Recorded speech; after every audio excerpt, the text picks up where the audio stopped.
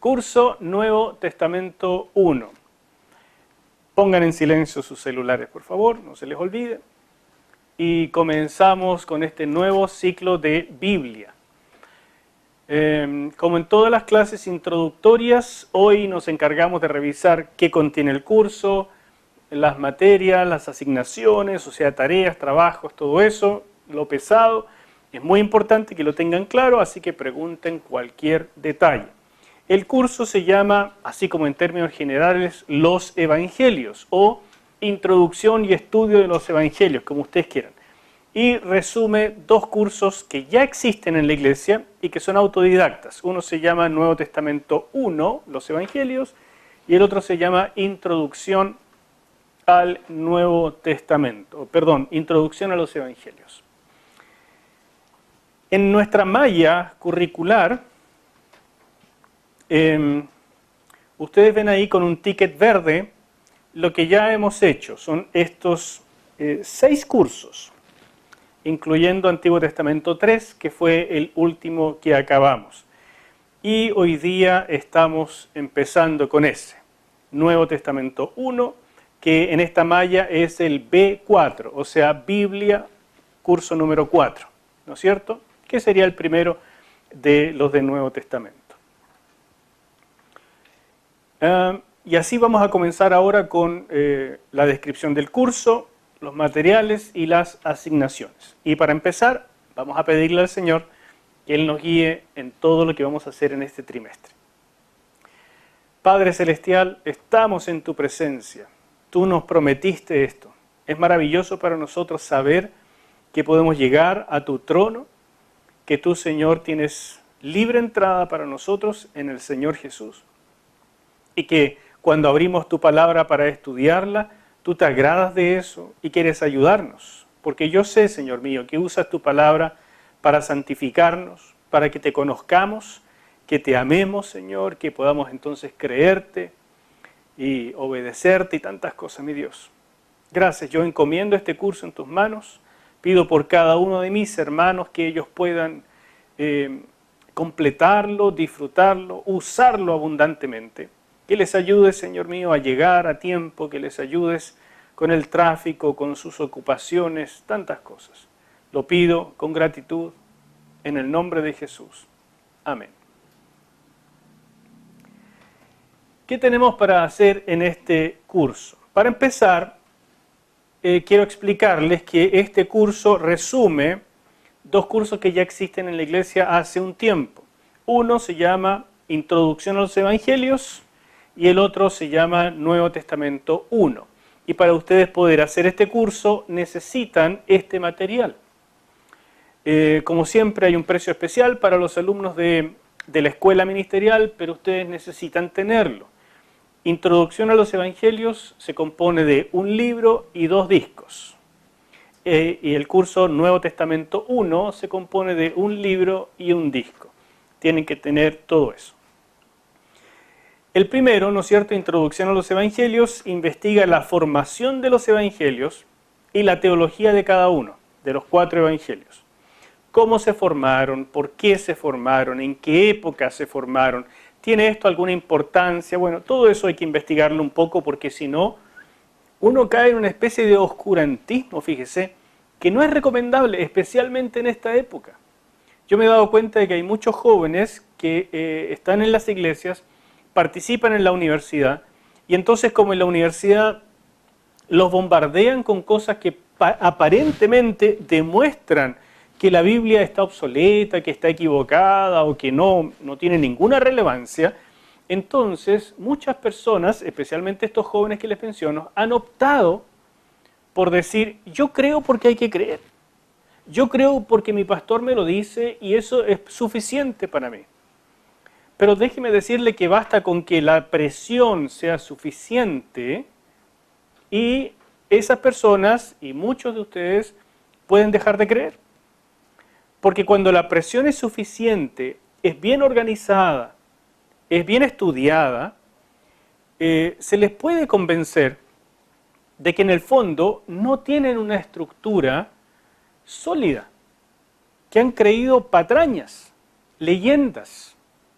libros viejos, que ninguna persona del siglo XXI con dos dedos de frente podría creer. Y si esto se dice sistemáticamente, con argumentos, y existen argumentos por supuesto, y ustedes no saben nada de lo que nosotros decimos que es la verdad, bueno, se van a enfrentar a una situación re compleja. La razón entonces de partir por las cosas de fundamento es clave y requiere de bastante estudio, no lo niego. Entonces van a tener que hacer tareas, van a tener que leer distintas posiciones y darse cuenta que hay un sinnúmero de opiniones para que aquí en la clase yo les pueda dar lo que yo, habiendo estudiado, creo que es la postura más apropiada. Pero si yo hiciera esto sin darles a ustedes cosas para leer, primero que sería un abuso de mi parte, porque sería casi dictatorialmente decirles crean esto y no se vayan a desviar porque los echo de la iglesia. ¿Entienden? Una cosa así. Y por otro lado sería una negación de la razón de su parte. ¿Cómo no? O sea, hay una sola opinión. ¿Todo el mundo cree lo mismo? No, no es así. De manera que este curso de introducción a los evangelios, que va a ocupar más o menos la mitad de este curso de 9 clases, es re importante. Y el segundo, el de Nuevo Testamento 1, en este libro se desarrollan 26 temas que yo creo que cubren lo fundamental de los 4 evangelios. Estos 26 temas no vamos a poder trabajarlos todos, por eso es tan importante que ustedes trabajen el libro y el disco. Y yo voy a seleccionar algunos y tratar de establecer un hilo de pensamiento de la teología principal de los 4 evangelios. ¿Ya? De ninguna parte de la Biblia se ha escrito tanto como de los evangelios, y esto es re importante de saber porque uno podría pasar muchos años estudiando acerca de los evangelios y después de esos años llegar a concluir que apenas está empezando. Déjeme darle un testimonio. Yo soy un enamorado de los evangelios. Para mí es lo máximo, es lo mejor que hay en toda la escritura. Yo los leo una vez al año, no una vez al año, debo leerlo 3 o 4 veces al año, los 4 evangelios. Es mi lectura preferida. Los llevo estudiando desde que me convertí.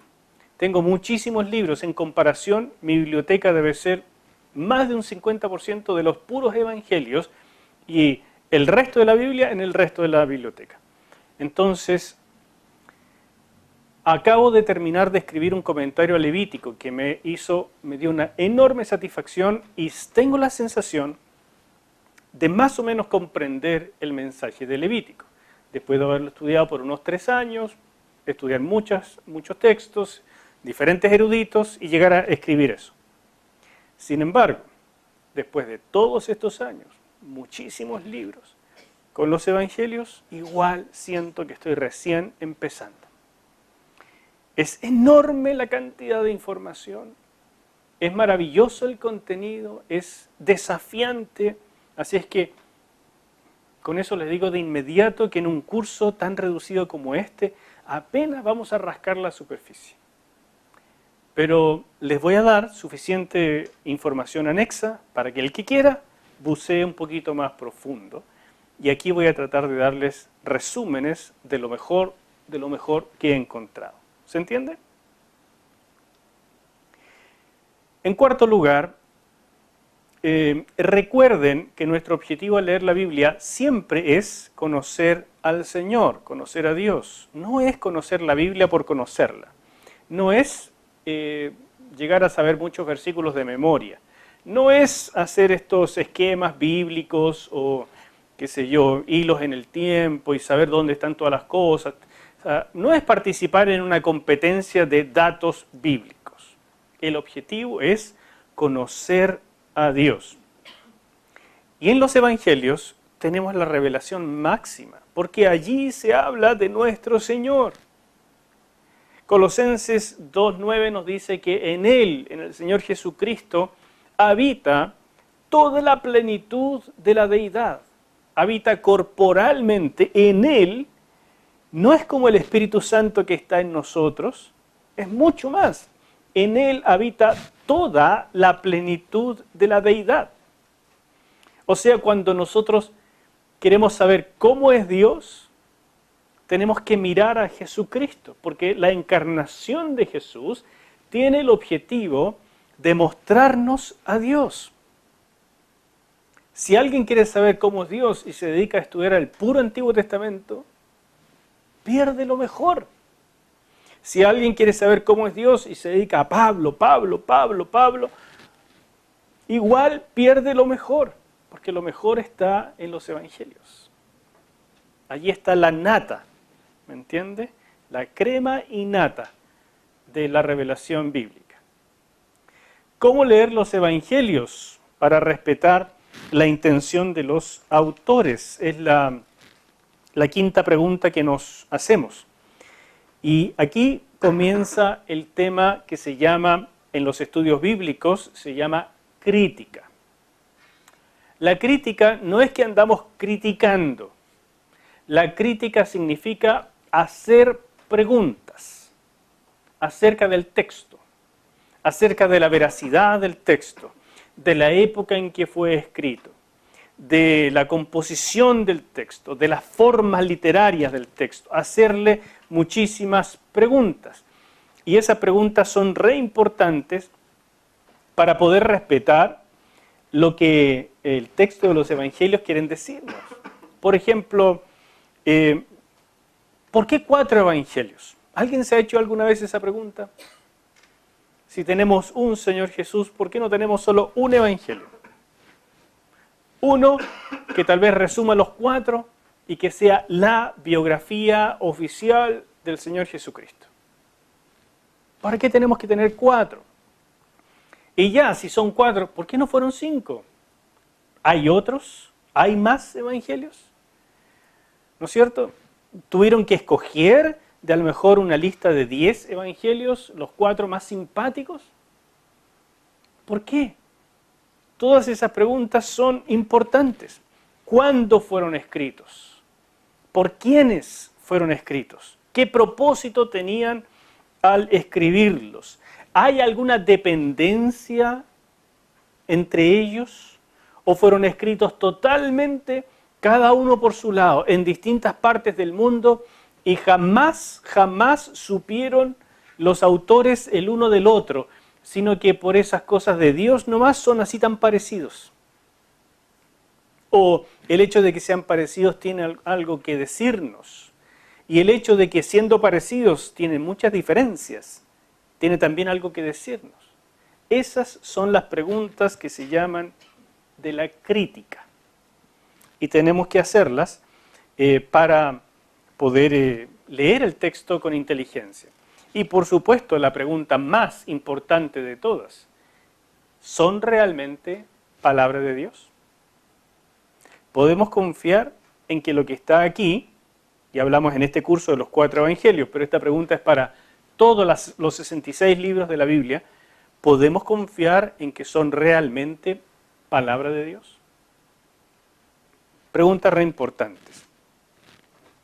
Y la 6.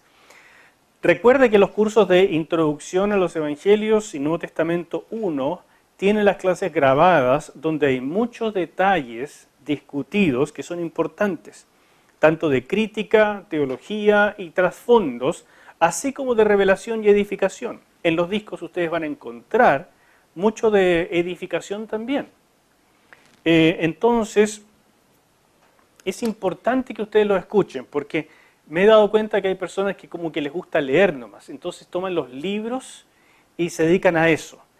Pero por algo esto fue grabado, y no es para molestarles o obligarles a que compren el material.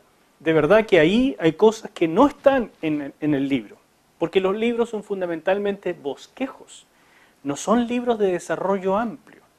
¿Se fijan? Entonces, si ustedes no escuchan esto, se van a perder de algo importante. Y como yo necesito que ustedes sepan esas cosas para no tener que repetirlas acá porque no me alcanza el tiempo, entonces realmente es importante que lo hagan. ¿Soy claro? Bien. Y cualquier duda, por supuesto, de lo que aparece allí la pueden hacer en las clases. Yo voy a tratar de escuchar junto con ustedes todas las clases de nuevo para recordar lo que dije. Y también voy a tratar de leer junto con ustedes todo el material que les estoy dando, de nuevo, para estar súper fresco de lo que estamos conversando. ¿Bien? Ahora vamos específicamente a los materiales y asignaciones. Estas son las tareas. Si ustedes sintieron que en los cursos anteriores tenían muchas tareas, van a sentir que con este mueren. Porque este tiene más tareas que todos los demás. ¿Y por qué les estoy dando esta bendición? Porque como les digo, hay mucho material. Así es que me costó enormemente reducirlo. Pero me costó muchísimo. Me encantaría haberles puesto 3 veces lo que les voy a poner acá.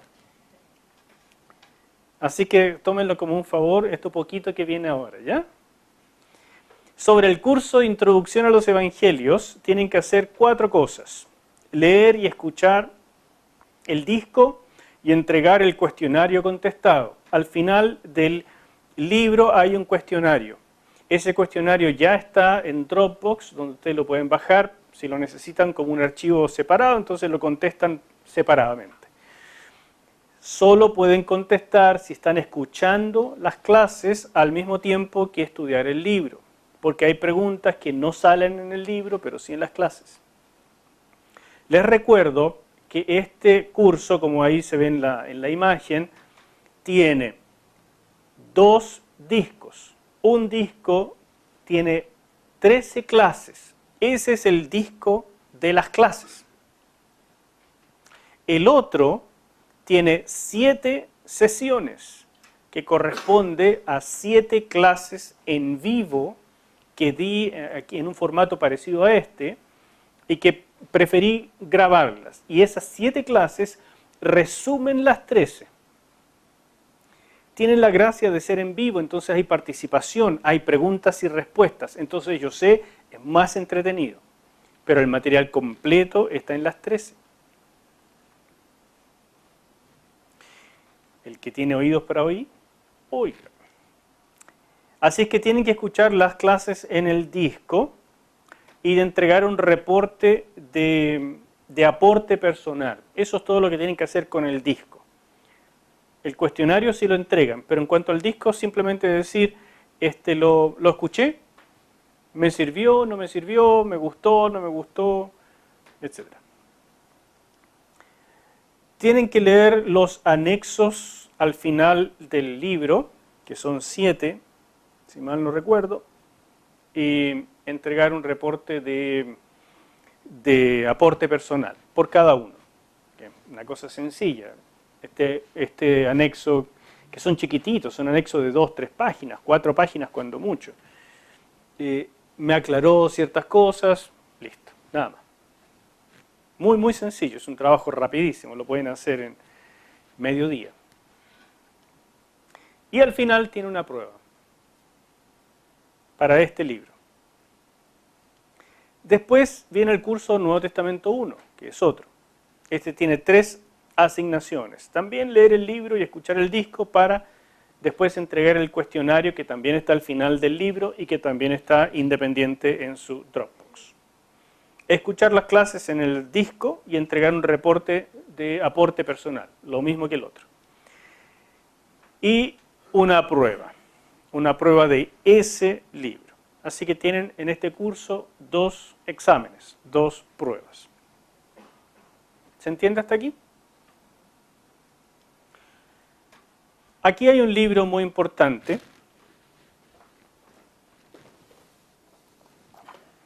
Es este de acá. Este es el original en inglés. Yo lo compré hace un tiempo y para mí ha sido una tremenda bendición. Yo creo que es la mejor introducción al Nuevo Testamento que existe. Me ha servido muchísimo. Y este libro fue traducido por esta colección. ¿Cómo se llama? Colección... No alcanzo a leer, pero es una colección muy útil que está apareciendo en castellano. Siempre en castellano tenemos traducciones de cosas que ya llevan un tiempo en inglés, pero es lo mejor que hay. Esta introducción realmente es buena. Y solo le pido que lean la parte de los evangelios, porque esta introducción cubre todo el Nuevo Testamento. Entonces, si leen solo lo de los evangelios, eso va en el libro hasta la página 222. Pero en el Dropbox les puse un PDF de esto mismo. Así que el que quiera leerlo en PDF llega hasta la página 190. De alguna manera hicieron una compresión, no sé cómo lo hicieron, pero quedaron algunas páginas menos. Así que ustedes verán solo hasta lo de los evangelios. Y entregar un reporte de aporte personal. Yo les sugiero en este tipo de lecturas que ustedes por lo menos copien el índice.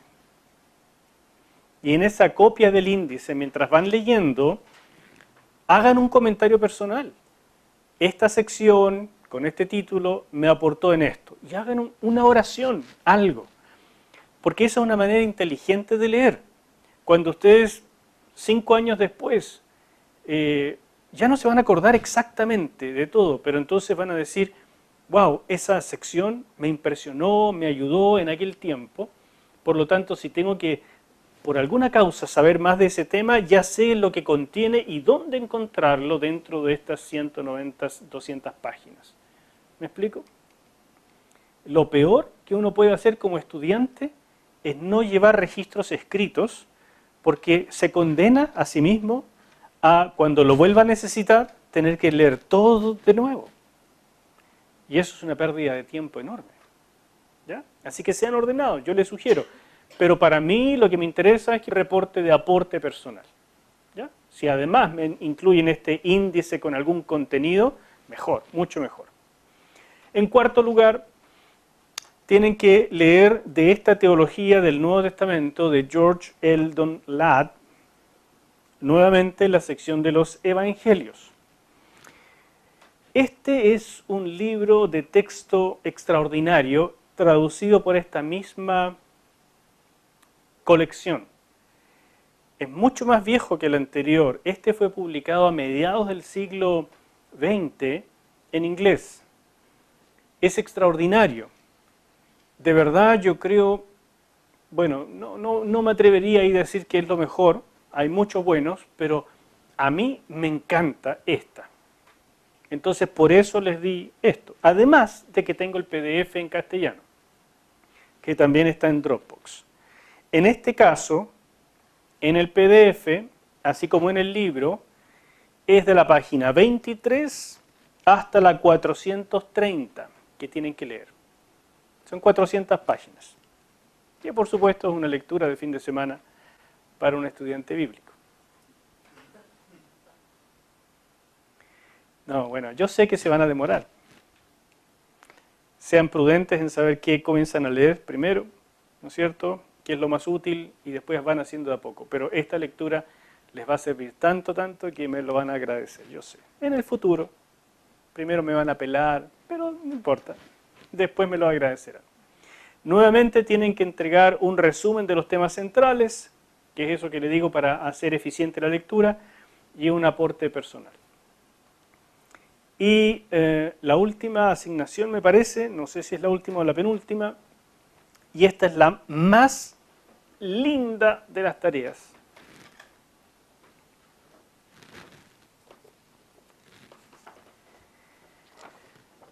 La imagen que ustedes tienen ahí corresponde a este libro, que se llama Una armonía de los 4 evangelios, en este caso de A.T. Robertson. Esta es la más famosa de las armonías de los 4 evangelios. Hay otras. Yo bajé una en internet, que es esta, y se las puse en su Dropbox. ¿Cuál es la diferencia entre esto y esto? No mucha. La diferencia está en que aquí solo están mencionados los pasajes, mientras aquí están escritos. ¿Se fijan? Pero como esto está en forma de una tabla, Ustedes pueden tomar, y con la facilidad que hoy existe por internet, para tomar, copiar y pegar de la Biblia, ustedes pueden copiar en el recuadro el pasaje entero. Y estas poquitas páginas, que son como 8 o 9, se les van a transformar en unas 200, como esto. Y aquí, en esta tabla, van a tener los 4 evangelios, pero distribuidos en forma de una armonía. ¿Qué es una armonía? Es simplemente tratar de ordenar los 4 evangelios en una especie de secuencia cronológica ordenada de la vida del Señor Jesús. ¿Se fijan? Porque ustedes se dan cuenta que hay pasajes paralelos. Los han visto en el Nuevo Testamento, ¿no es cierto? En los evangelios. Bueno, la armonía lo que hace es ponerlos en paralelo. ¿Y qué es lo interesante de verlos en paralelo? Que uno se da cuenta de las diferencias, así como de las similitudes. Por lo tanto, este trabajo consiste en que ustedes tienen que buscar un mínimo de 30 diferencias entre los evangelios. Cosa que es muy sencilla, porque hay muchísimas. Pero de esas 30 diferencias, ustedes van a ensayar 10 explicaciones de por qué las diferencias. No les pido que las investiguen en comentarios, diccionarios, nada de eso. Si a usted les pica las ganas de saber realmente por qué la diferencia, van a tener que investigar, estudiar. Pero lo primero que quiero que hagan, antes de consultar nada, es intentar ustedes darle una explicación. ¿Me siguen? Les voy a poner un ejemplo.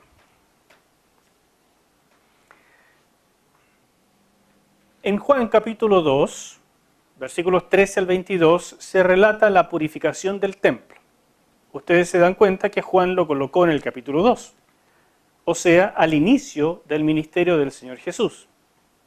Pero si miramos en Mateo 21 y los paralelos, Marcos 11 y Lucas 19, la purificación del templo aparece al final del Evangelio, al final del ministerio del Señor. ¿Quién tiene la razón? ¿Qué pasó ahí? ¿Cómo se explica? Díganme, ¿qué opciones tenemos para explicar esa diferencia obvia y al mismo tiempo desconcertante entre los 4 evangelios? Los tres, Mateo, Marcos y Lucas, están de acuerdo en colocar la limpieza del templo, esa que el Señor hizo con látigos, ¿no es cierto?, que echó los cambistas, todo eso, están de acuerdo en colocarlo al final del ministerio del Señor, en la semana antes de la pasión, antes de la cruz. Y Juan coloca la limpieza al inicio del ministerio. ¿Qué se les ocurre?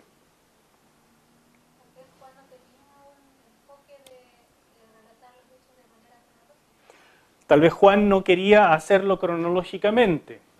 Juan entonces no es cronológico. ¿Y qué alternativa hay si no es cronológico? ¿Qué intención tenía? Colocarlo por otra razón que en general se llamaría teológico. Tenía alguna razón de enseñanza teológica para colocarlo de esta manera. Ahí hay una explicación. ¿Qué otra se les ocurre? Puede ser que cada evangelista tenía una intención. ¿Una qué? Una intención distinta. Bien. Cada evangelista tenía una intención distinta. ¿Qué es lo que estamos diciendo acá? Juan tenía otra razón teológica que Mateo, Marcos y Lucas. Cada uno tenía su intención diferente. Esto lo colocaron al final, él la colocó al principio. ¿Qué otra idea se les ocurre? Mateo, Marcos y Lucas son evangelios sinópticos, entonces hay cierta interdependencia entre ellos, mientras que Juan no necesariamente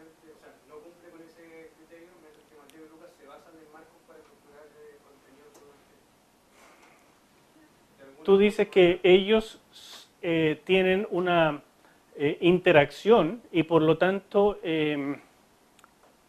no tienen la misma fuente, origen que Juan. Ya, pero entonces significaría lo que tú estás diciendo es que uno de los dos está equivocado. No, simplemente que la estructura hay interdependencia entre Mateo, Marcos, Lucas, mientras que Juan no entra en este grupo de haberse basado en una fuente común, haber visto la estructura y haberse De acuerdo, sí, es cierto. Al tener diferente fuente o diferente interdependencia, claro, explica que estos se parezcan y lo coloquen al final y Juan lo coloque diferente. Pero eso no explica el por qué lo coloca uno al principio y el otro al final. ¿Cuál es la razón de que uno lo coloque al principio y el otro al final? Aquí hay un asunto teológico, ya tenía una intención diferente, lo que nos dice algo muy importante de los evangelios, porque si esta es la respuesta, nos dice que tal vez los evangelios no son tan confiables cronológicamente. ¿Se fijan? Que a lo mejor pueden intercambiar eventos y colocarlos fuera de cronología, en diferentes épocas, porque les interesa la enseñanza teológica. No significa que estén errados en el contenido, pero sí a propósito no les importa la fecha en que esto fue hecho. Otra posible explicación que no me han dado es la más obvia. Alguien se equivocó.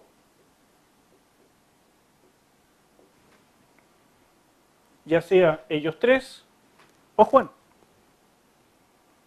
Lo que nos pone en tela de juicio la inspiración de la Biblia. Entonces esta explicación, siendo valedera, es complicada. Esto es lo que hace la crítica. Una tercera explicación es que hubo dos limpiezas. Una al principio y otra al final. ¿Se fijan? Esto es lo que hace la crítica. Empieza a mirar estas situaciones y se da cuenta que hay diferencias, entonces tiene que buscar alguna explicación. En este caso sería la crítica del texto o de las formas. ¿Por qué es tan importante saber esto? Porque en este caso tenemos 4 relatos de del mismo periodo. Eso es único en la Biblia, ¿se fijan? No hay otros libros que hablen de lo mismo. Cada uno tiene su tema separado. Pero acá tenemos 4 relatos de la vida del Señor Jesús. No de toda la vida, pero del ministerio, fundamentalmente de esos 3 años y medio. Nos interesa entonces compararlo. Bueno, ahí tienen un ejemplo. No pueden usar ese. Y obviamente no hemos dado una respuesta. Estamos dando posibilidades. Eso es lo que quiero que hagan. Ustedes no me van a decir, esta es la respuesta, porque sería un poquito arrogante. Tienen que darme las posibilidades que se les ocurran. Y ahí es donde quiero verlos razonar teológicamente. ¿Bien? Y si quedan curiosos con esto, ahora tienen que empezar a estudiar diferentes opiniones que tienen otros argumentos de mucho más peso que simplemente proponer cosas para tratar de dilucidar este asunto.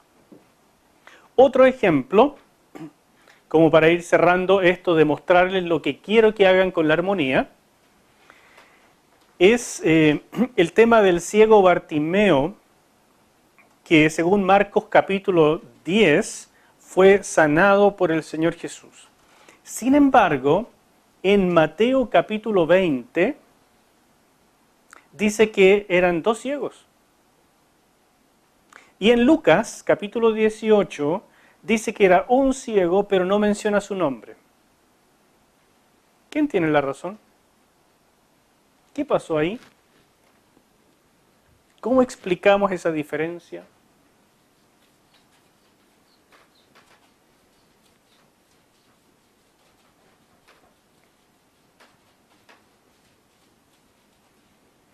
¿Qué me dicen? Que también se puede considerar que hay énfasis pedagógico diferente. Énfasis pedagógico. ¿Por qué el énfasis pedagógico explicaría que en Marcos se diga que el ciego se llamaba Bartimeo, que Mateo diga que hubo 2 ciegos y que Lucas dice que había un ciego pero no menciona su nombre. Y que Juan no lo menciona siquiera el evento. Porque el mencionar a un ciego no implica que no existiera el otro. Pero Muy bien.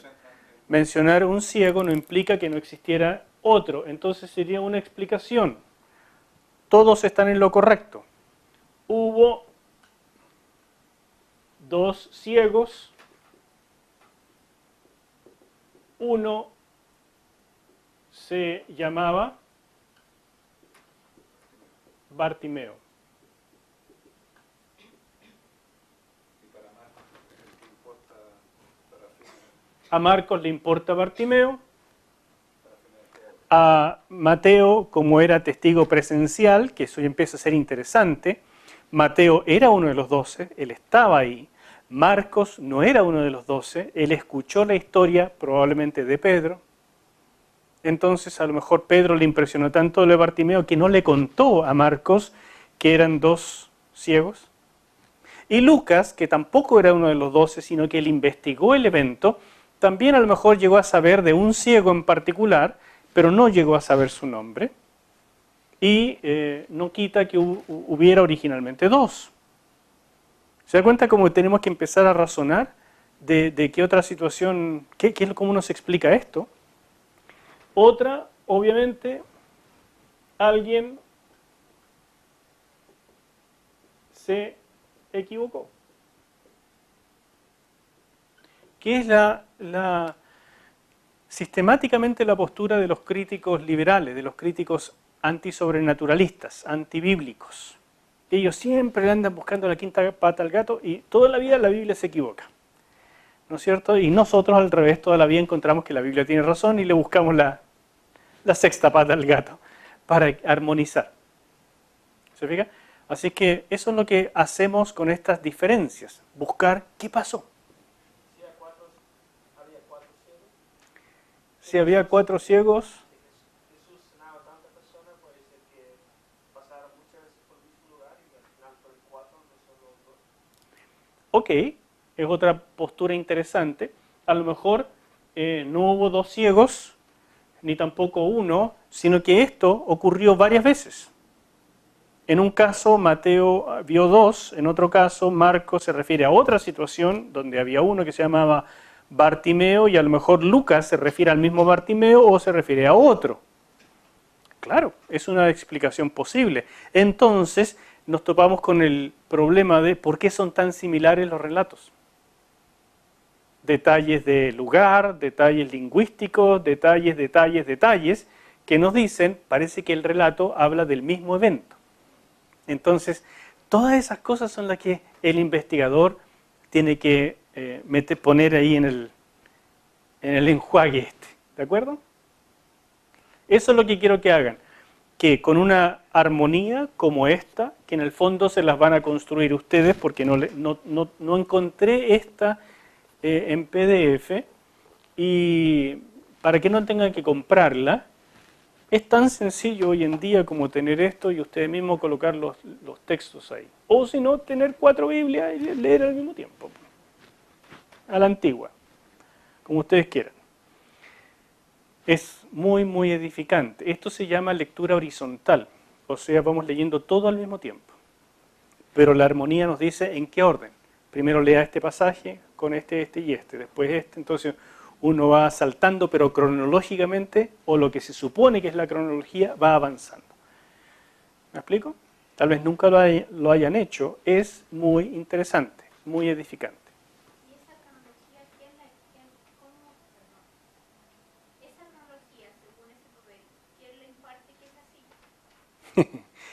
¿Quién dice que es así esa cronología? Tienes razón, Vicky, eso también se puede impugnar.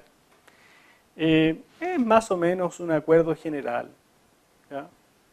Es posible que un evento se coloque por una persona un poco antes y otro un poco después, pero no creo que nadie ponga el nacimiento después de la cruz, ¿verdad? Entonces uno se da cuenta que algo comienza y algo termina, y entre medio van ocurriendo cosas.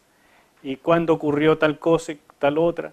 Por ejemplo, un dato re interesante es que sabemos que el ministerio del Señor duró al menos 3 años por un evangelio en particular. ¿Por cuál? Por Juan, muy bien. Y solo por Juan. Si no tuviéramos a Juan, no sabríamos que el evangelio duró 3 años. O que el ministerio del Señor duró 3 años. Al menos, podría haber sido un poquito más. 3 años y medio, incluso algunos proponen 4. ¿Te fijas? Entonces, ese tipo de detalles nos dicen algo. Entonces parece que a Juan sí le interesa la cronología, pero no como a nosotros. Evento 1, evento 2, evento 3, sino que nos da un marco y nos dice dentro de ese marco ocurrieron todas estas cuestiones.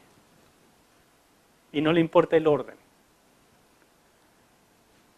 Son miradas, formas de escribir antiguas que tenemos que ir nosotros aprendiendo a conocer. Y la última asignación, antes de irnos al cafecito, que es la número 6, es leer y entregar un reporte de aporte personal de 6 artículos que están en su Dropbox.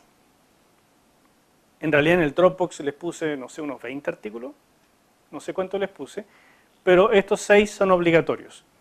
Una teología de Mateo, una de Marcos, una de Lucas y una de Juan.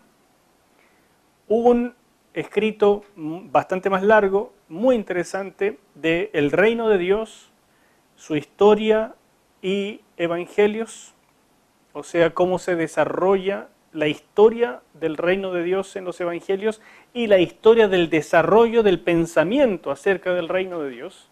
Es una investigación que hice hace tiempo y que para mí fue súper lindo hacerlo, espero que les guste. Y un artículo sobre el pacto nuevo que también es fundamental. Eso. Pero esas poquititas cosas tienen que hacer. La próxima semana me entregan los reportes. ¿Alguna duda hasta aquí? ¿La armonía está escrita originalmente en español o en inglés? No entiendo la pregunta. ¿El libro de la armonía Sí. está escrito originalmente en español o en inglés? Porque si tal vez está originalmente en inglés, tal vez es más fácil encontrar ustedes. Es que en realidad una armonía no es un libro. Una armonía son los pasajes bíblicos. ¿Entiendes? Entonces, no es que esté escrita en español o en inglés, así como hay Biblias en castellano, hay Biblias en inglés o en chino. La armonía son los pasajes. Cómo tú lo rellenas en qué idioma da un poco lo mismo. Por eso, este libro, por supuesto que originalmente en inglés. A.T. Robertson es, ahora ya no recuerdo si es norteamericano o inglés. Obviamente esto es una traducción. Pero los pasajes que están aquí adentro son la Biblia. Entonces A.T. Robertson puso los pasajes y en su caso los puso en inglés, pero cuando se tradujo era cosa de decirle a un programa de computación ponga el mismo pasaje que puso Robertson de la Reina Valera o de la Biblia que haya sido tomada. ¿Entienden? Entonces eso no... Por eso que les traje una tabla con los pasajes. Ahí están. ¿Se fijan? Entonces ustedes es copiar y pegar, si quieren hacerlo así. Si no, usan 4 Biblias o se compran una de estas, como ustedes deseen.